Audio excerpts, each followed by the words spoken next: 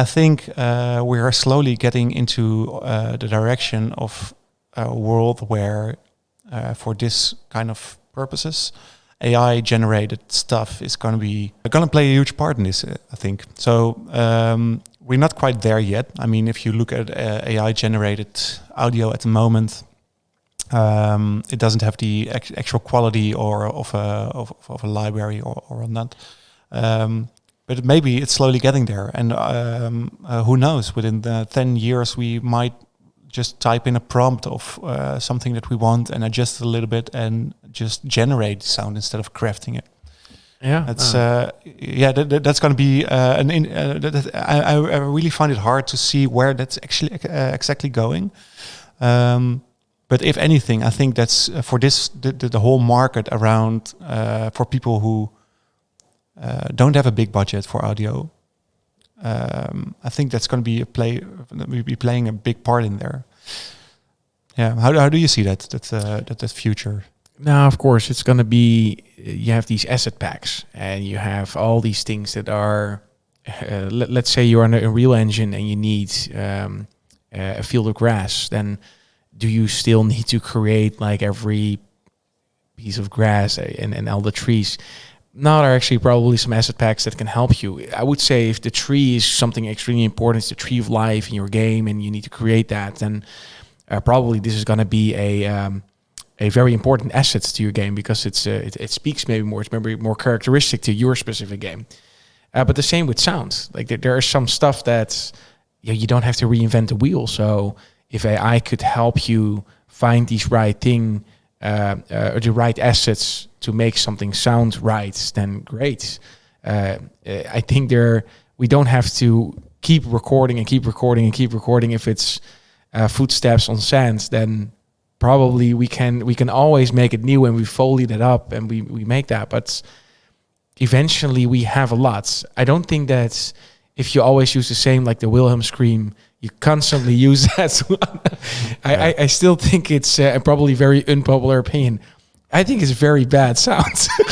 But it's funny though. I know I understand the joke, but it's not a good scream to use. No.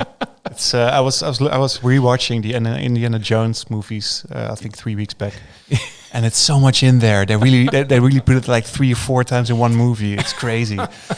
Yeah, it's such a gimmick. It's but for sure. I mean, sound packs, music libraries, they can go a long way in providing great sounds or great music for your project, right?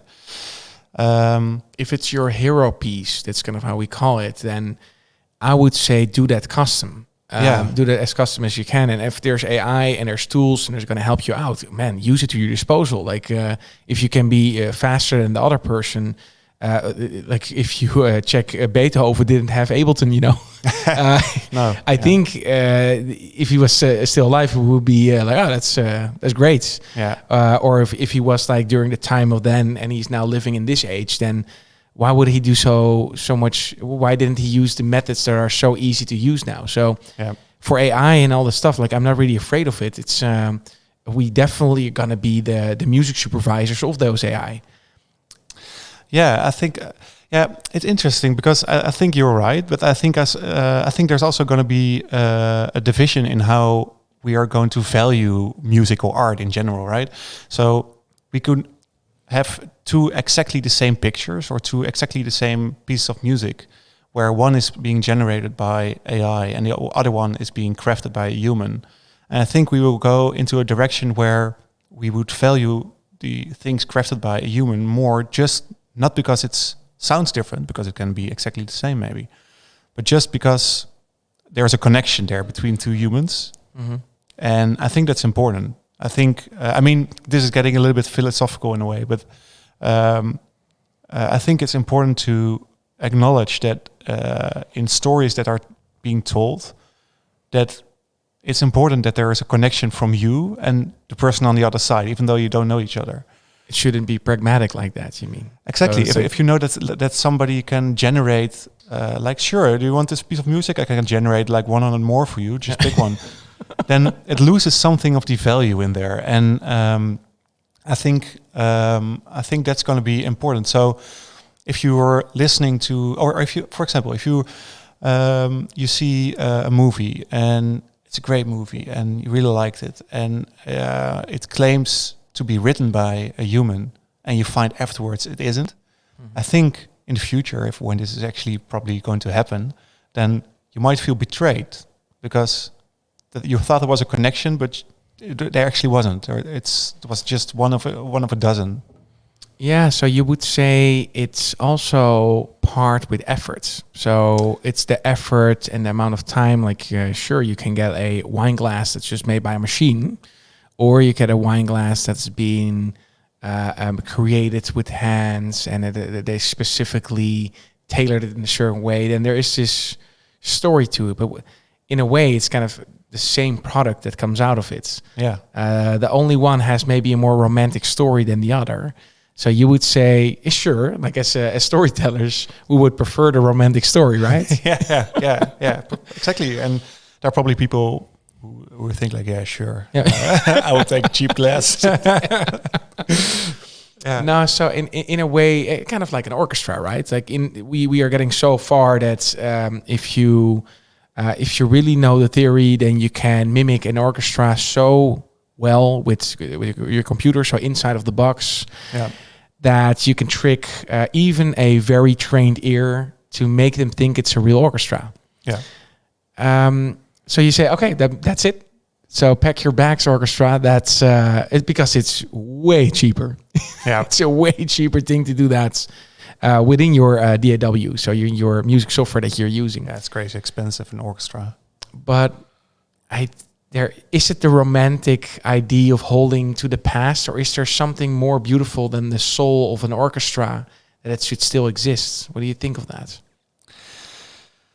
I think it really matters. I mean, if I listen to music, orchestral music, and it's beautiful, and I see afterwards a video of how it was recorded with the whole orchestra, then I think for me, the value of that piece of music just got raised immensely, because I appreciate not only the composer, but all the people involved in playing all those instruments, who spend their lives learning and becoming really good at this specific instrument, and just contributing to this one music piece. So the whole thing of what it becomes changes just by that, only by the knowledge of how it was created.